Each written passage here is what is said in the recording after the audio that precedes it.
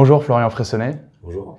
Alors, vous venez ici parce qu'on va parler d'un rapport, l'immobilier 3.0, et puis un point particulier qui est la tokenisation de l'immobilier, alors qui est en rapport forcément avec la crypto, avec la blockchain.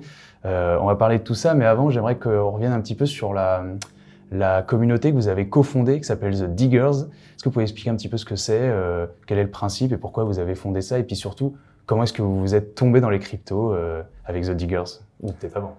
Alors, à la base, moi, je viens du secteur immobilier, notamment via une association qu'on a créée avec Vincent Pavanello et Romain Rivaton qui s'appelait Real Estate, qui avait vocation à promouvoir l'innovation dans le secteur immobilier en France, ce qui aujourd'hui paraît assez normal, mais en 2017 était plutôt innovant. Ensuite, à la faveur d'un gain d'argent en 2017, j'avais commencé de m'intéresser à Bitcoin, à Ethereum, et aussi au premier NFT qui s'appelait les CryptoKitties. Parce qu'en 2017, c'était le tout début des NFT. Hein. On était vraiment, c'était vraiment tout Exactement, début, hein. exactement. Et on était sur des mécaniques qui sont encore vraiment, qui paraissent archaïques maintenant, quand on voit les play to earn. Et après, évidemment, le crash qu'il y a eu début 2018, j'ai eu un désintérêt total et assez long pour le sujet. Vous avez perdu beaucoup? J'ai perdu pas beaucoup en volume, mais beaucoup en valeur. Ouais. Et sur le sujet, voilà, je me suis dit, j'y croyais pas plus que ça. Et en fait, à la faveur du premier confinement, à la faveur d'un nombre d'innovations assez incroyables à la fin de l'année 2020, je suis retombé dans l'écosystème. Et surtout, je suis retombé non pas seulement avec un seul but de spéculation, mais un vrai intérêt pour tout ce qui était en train de se créer autour. Et à ce moment-là, c'est une démarche que j'étais pas le seul à avoir. Il y a vraiment eu un gros boom pendant le premier confinement. Et ça, voilà, il y a eu une démarche qui était sur Twitter, qui était sur Discord, d'essayer de créer cet écosystème. Et assez naturellement, on a créé cette communauté qui s'appelle The Diggers, qui compte aujourd'hui à peu près 18 000 membres sur Discord, et dont la volonté est d'échanger autour des sujets de crypto-monnaie, autour des sujets de NFT, et surtout autour de l'écosystème en général. C'est-à-dire qu'on compte un certain nombre d'acteurs qui vont mettre en avant seulement des projets, qui vont essayer de faire de l'influence pour vendre des projets. Nous, l'ambition, elle est vraiment différente, elle est de créer un lieu d'échange et d'apprentissage pour tout le monde, et donc qui prend place aujourd'hui sur Discord. Voilà ce qu'on fait depuis septembre 2021. Et donc, vous avez sorti un rapport, alors d'une 60aine de pages, qui s'appelle l'immobilier 3.0 de la pierre papier à la pierre crypto. Et alors, comme je l'ai dit en intro, il y a quelque chose qui est assez intéressant, c'est la notion de tokenisation, donc tokeniser l'immobilier. Est-ce qu'on peut rapidement revenir un petit peu sur le principe? Le principe assez simple, et après on rentrera dans les détails. Alors, l'idée du rapport IMO 3.0, c'est avant tout de mettre en avant tout ce qui fait que ces mondes vont être amenés à se rencontrer. Donc le monde de la crypto et immobilier. Là. Exactement, Ouais. que ces deux mondes, malgré le fait que ce soit des actifs financiers qui sont a priori en concurrence. Et effectivement, il y a une grosse partie qui est sur la tokenisation immobilière, parce que la tokenisation immobilière commence d'être vue comme une révolution un peu dans le monde entier, donc que ce soit à Singapour, aux États-Unis, et même en France, on commence d'y parler un peu, malgré le fait qu'on ait certaines régulations qui nous fassent aimer et connaître l'investissement fractionné. La tokenisation immobilière, c'est très simple. C'est la titrisation via un jeton sur la blockchain de l'immobilier. Donc en gros, on peut investir dans l'immobilier comme avec les plateformes, notamment Revolut, qui ont proposé d'acheter des actions à 1, 2, 3 dollars, 4 dollars, acheter des fractions d'actions, on peut acheter des fractions de Bitcoin. En fait, là, c'est un peu le même principe. On peut acheter une fraction de maison, une fraction d'appartement, en fait. C'est exactement le même principe. Alors aujourd'hui, c'est pas disponible sur Revolut ou sur ces autres plateformes, mais par contre, il est déjà possible auprès de certains acteurs d'acheter un token d'une maison pour un prix de 50 dollars, et on peut descendre jusqu'à 1 dollar, monter jusqu'à 10 000 dollars par token sans aucun problème.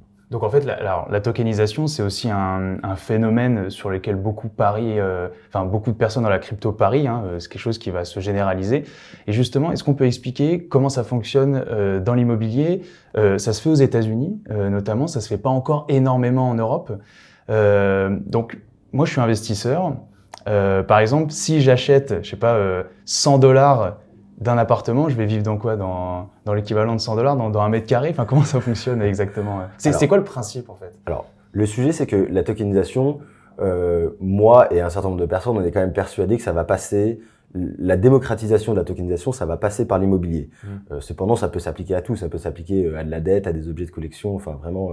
Et pourquoi l'immobilier en premier? Enfin, pourquoi particulièrement l'immobilier? Pourquoi particulièrement l'immobilier? D'abord parce que c'est un actif qui est par nature décentralisé, c'est-à-dire que comme la crypto-monnaie, on voit un secteur qui est très distribué, c'est-à-dire qu'il n'y a pas de grand acteur mondial de l'immobilier sur toute la chaîne de valeur. Et aussi, on est sur un actif qui est qu'on a le droit d'utiliser. Par exemple, c'est beaucoup plus compliqué de tokeniser de la dette, mettre de la dette sur la dette. Voilà, on commence à entrer dans un cercle vicieux qui est un peu compliqué, tandis que sur l'immobilier, on sait titriser l'immobilier, et donc forcément la mécanique elle est plus compréhensible pour les acteurs. Et donc c'est pour ça que je suis persuadé que ça passera, enfin l'émergence de la tokenisation passera d'abord par l'immobilier. D'accord. Et si on peut prendre un exemple dans votre monde idéal, vous êtes investisseur, comment ça se passe? Alors, quand je suis investisseur... Ou alors vous êtes propriétaire. On peut peut-être se placer... alors, investisseur plutôt. On pourra se placer des deux côtés. Mais quand je suis investisseur, il faut d'abord que je me KYC, donc que je prouve mon identité auprès de la... Know your customers, voilà, KYC exactement. pour ceux qui seraient novices. Il faut que je me KYC auprès de la plateforme qui va me vendre les tokens. Okay. C'est vraiment pour des histoires de lutte anti-blanchiment, enfin de loi de lutte oui, anti-blanchiment. d'identification. Voilà. Exactement. Et à partir de là, tout simplement, je peux acheter un token d'une maison qui est mise en vente à partir de... On va parler par exemple d'un acteur qui est assez implanté en France qui s'appelle Realty, qui fait des tokens d'environ 50 $. Donc Realty, c'est une start-up franco-américaine qui est notamment aussi installée aux États-Unis et qui est active en France. C'est ça, qui vend des tokens de biens de la banlieue de Détroit, en France et en Europe. Une fois que j'ai ce token, je vais toucher le rendement. Et en fait, ce rendement, c'est tout simplement le fruit de la location de l'appartement. Donc, c'est pas un rendement de finance décentralisée sorti de sécurisation de blockchain, ou je ne sais quoi. On est sur de l'immobilier avec une surcouche technologique qui est la blockchain et plus précisément les security tokens ou les tokens titres, comme on les a appelés dans ce rapport. Et donc, je touche un rendement donc qui peut être aujourd'hui proposé par les plateformes entre 8 et 12%, et qui est basé sur le revenu de l'immobilier. Et donc ce rendement, ce qui est intéressant, c'est que en fait, on peut s'amuser une fois qu'on a la crypto-monnaie. Donc ce rendement, si je veux, je peux le toucher tous les jours, je peux le toucher une fois par semaine. C'est-à-dire qu'une fois qu'on a le token, toute la chaîne de valeur devient beaucoup plus liquide. Et en fait, l'apport de la tokenisation dans l'immobilier, il est vraiment là. C'est un souci de liquidité et un souci d'échange des parts d'une maison. C'est la programmabilité en fait. Exactement. Pour revenir à ce que vous disiez, du côté du propriétaire, aujourd'hui, c'est comment je décide, enfin, comment je vais découper quelque part un petit peu mon bien immobilier ou mon parc immobilier sous forme de token? Comment ça fonctionne? Alors en fait, ce qu'il faut bien comprendre, c'est qu'aujourd'hui, on n'a pas le droit de tokeniser un bien immobilier. Aujourd'hui, ce qu'on tokenise, c'est une société qui possède un bien immobilier. Et en plus, en France, on a cette particularité, on ne tokenise même pas la société, on tokenise les rendements de la société. Et ce qu'il faut bien comprendre, c'est que quand j'ai acheté ce bien, où je dois passer devant un notaire, enfin je dois utiliser les cursus traditionnels, donc je vais le titriser, et derrière, il y a des processus techniques et légaux qui me permettent de l'envoyer sur la blockchain. Aujourd'hui, il y a deux modèles qui sont en train de se créer. Un premier qui est un modèle de foncière qui titrise ses biens et qui les distribue, et un modèle qui existe plutôt en Asie, où les acteurs proposent à des particuliers ou des petits professionnels de faire pour eux ce qu'ils appellent des security token offering, et qui en fait de s'occuper de la tech et du légal à leur place, quoi. Ouais, en Europe, alors pourquoi c'est pas aussi développé? Alors vous avez notamment parlé des États-Unis et de l'Asie. Pourquoi c'est pas aussi développé en Europe? Le cadre réglementaire le permet pas? Qu'est-ce qui réglementairement? Est-ce que, voilà, plutôt c'est ça ma question. Est-ce qu'après MiCA, on pourrait imaginer qu'il y ait un peu plus de tokenisation et notamment sur l'immobilier? Alors aujourd'hui, Mika, ça parle très peu de tokenisation immobilière. Je pense que le sujet, il est pas là. Et puis en général, le droit immobilier préempte sur le droit de la tokenisation et de très loin. Donc, est-ce qu'on peut imaginer qu'il y ait plus de tokenisation à l'avenir? Oui. Est-ce qu'il y a un problème de régulation et il est parti pour rester? Oui également. Il y a quand même un sujet aujourd'hui, c'est que ce que doit et ce que peut apporter la blockchain au secteur immobilier, c'est de la liquidité. Et cette liquidité, elle peut être apportée seulement si on a un token qu'on appelle d'utilité, c'est-à-dire qu'il peut être échangé 24 heures sur 24 sur des exchanges décentralisés en OTC. Aujourd'hui, c'est quoi OTC? en OTC, c'est over the counter, donc c'est de vous à moi directement. La particularité, c'est qu'aujourd'hui, on crée des tokens titres, et donc c'est la titrisation classique. Et quand on veut revendre son token, par exemple, tout ce qu'on peut faire, c'est de l'affichage. C'est dire, bah voilà, il y a X qui revend son token, qui est prêt à l'acheter, et on n'est pas du tout sur un marché ultra liquide d'échange, par exemple avec des pools de liquidité, ce genre de choses. Oui, en fait, le token là prend pas de valeur. Il représente simplement la partie qu'on a achetée ou le pourcentage qu'on a acquis au sein d'une société ou à partir d'un bien immobilier. Très bien. Il représente le sous-jacent. Et dans ce cadre-là, on peut aussi difficilement utiliser le token derrière. Par exemple, si j'ai un security token et que demain je veux emprunter des dollars, des euros, plutôt que d'aller l'envoyer sur Aave, qui est une plateforme de prêt, qui est une plateforme décentralisée, voilà, en finance décentralisée. Et ben je peux pas. Il faut plutôt que je m'adresse à une banque traditionnelle qui sera ok pour mettre mon token en séquestre et me prêter de l'argent. Alors j'ai appris il y a pas très longtemps qu'il y avait des banques qui étaient prêtes à regarder ces modèles-là, mais en tout cas, tant qu'on est sur du security token, on pourra pas profiter de tout ce que la finance décentralisée a à nous offrir, et notamment dans le fait de lever de la dette, d'emprunter, voilà, ce genre de choses qui sont quand même les bases du secteur immobilier aujourd'hui. Donc si on résume bien, en gros c'est liquidité, programmabilité, c'est-à-dire que voilà, si j'ai envie de toucher mon loyer tous les jours, enfin une partie de mon loyer tous les jours, bah je le peux, notamment avec le système de smart contract, avec la blockchain, avec les tokens. Mais ça pourrait être applicable à plein d'autres choses dans la société. En fait, la tokenisation, c'est un phénomène qui va prendre de l'ampleur, comme on le disait au début. En fait, ça peut s'appliquer à tout. Ça peut s'appliquer, je sais pas, aux voitures, à toutes les sociétés, même aux actions, peut-être aussi.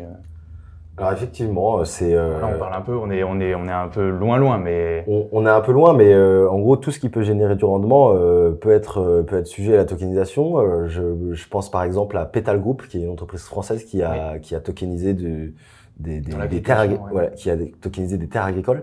Donc en fait, tout ce qui crée du rendement peut être tokenisé et ainsi avoir un marché qui est beaucoup plus liquide. Et derrière, voilà, si on arrive à utiliser les mécanismes de la finance décentralisée, on peut aller plus loin dans cette liquidité et demain, on peut imaginer que pour n'importe qui, ce soit plus facile de se faire prêter de l'argent, qu'il n'y ait pas besoin d'avoir un super dossier à la banque, que si on a un collatéral suffisant en token, en token titre, par exemple immobilier ou d'agriculture, on puisse emprunter sans rien demander à personne à 3 heures du matin sur Aave. Et comment est-ce que vous sentez, alors, peut-être les pouvoirs publics, les sociétés, il y a une curiosité, il y a un frein quand même, parce que réglementairement, comme on l'a dit, il y a encore tout à faire. Comment est-ce que vous sentez l'esprit général vis-à-vis de ça, des institutionnels? Alors, aujourd'hui, dans les discussions que vous avez, aujourd'hui, il y a vraiment un intérêt énorme pour deux types de catégories. Ce sont les acteurs de l'immobilier qui connaissent pas la blockchain et les acteurs de la blockchain qui connaissent très peu l'immobilier. Et donc, il y a une curiosité qui est énorme, d'un côté comme de l'autre. Notamment, on voit plein d'acteurs innovants. Depuis la sortie du rapport, il y a vraiment, je pense, 2 startups par jour qui me contactent en disant qu'ils font de la tokenisation immobilière. En France, donc c'est aussi il y a aussi une volonté de dépasser cette problématique réglementaire. Et puis les préjugés qu'il peut y avoir éventuellement voilà. aussi. Et on voit des cabinets d'avocats qui sont prêts à tenter des modèles, à les présenter à l'AMF. Et donc ce modèle-là est assez intéressant. De l'autre, du côté des corporates, il y a un intérêt, mais il y a un intérêt qui est un peu lointain. Pourquoi Parce qu'aujourd'hui, je pense qu'ils ont du mal à voir comment ça va pouvoir prendre place dans leur secteur. Évidemment, quand on leur dit on va apporter de la liquidité sur votre marché, tout le monde dit ok, je signe. Quand on dit il n'y a pas de cadre législatif pour ça, il y a un désintérêt qui est rapide et total. Et donc je pense qu'il y a un travail en 2 temps à faire et peut-être, il y a un travail en parallèle aussi à faire. Le premier, c'est de se dire qu'il faut laisser ceux qui innovent voir quels sont les modèles qui vont marcher demain. Et il y aura vraiment une grande... celui qui sera le premier à craquer le modèle, il aura une grande longueur d'avance sur les autres. Le principe de l'innovation. Hein. Bien sûr. Et le second point, c'est qu'il faut aussi éduquer ces grands groupes de l'immobilier, ces corporates, à ce qu'est la blockchain, pour quand ça arrivera, ils soient prêts à l'embrasser. Et le deuxième temps, c'est vraiment d'essayer de créer des liens entre ces, on va dire, plus petits innovateurs et ces grands groupes qui, ensemble, je pense, pourront faire des étincelles. Merci beaucoup Florian. Je le rappelle, votre rapport immobilier 3.0 de la pierre papier à la pierre crypto, il est disponible partout parce que nous on l'a reçu en avance, mais il est disponible partout. Et où est-ce qu'il est disponible si jamais Ouais, alors il est disponible sur le site limocrypto.fr. Ok, imocrypto.fr. Limocrypto, ouais. Limo, pardon. Limocrypto.fr et sinon vous pouvez me le demander par mail ou sur LinkedIn sans aucun souci. Sur Twitter, CryptoGary.